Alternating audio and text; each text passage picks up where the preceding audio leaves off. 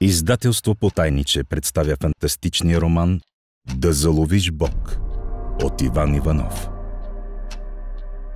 Започва нов цикъл и е направено предсказание. Само след 2 месеца светът ще изчезне в ядрена война. Човечеството застива в ужас. Може би онзи, който е направил предсказанието, ще ги спаси? Но никой не подозира, че дори един Бог може да е изправен пред невъзможен избор. Започва нов цикъл и светът на Робърт Фриман се разпада.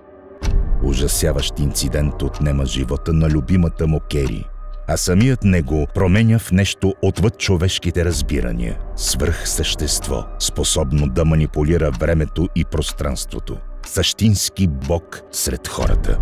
И сега Робърт е изправен пред невъзможен избор. Да се върне в миналото, за да предотврати инцидента, но ще се лиши от способностите си. Или да ги използва, за да избави човечеството от предстоящия апокалипсис в бъдещето. Изборът на едното означава да загуби другото.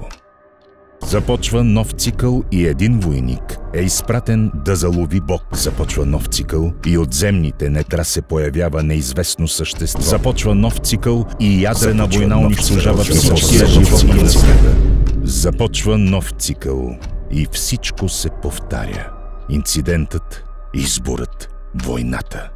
Всеки път Кери умира, а Робърт търси в лабиринта на времето начин да спаси нея и човечеството. И всеки път се проваля.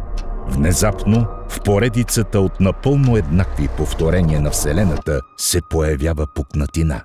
В своята огромна мъка и безмерна сила Робърт успява да намери решение как да преодолее времевият парадокс и да спаси всички.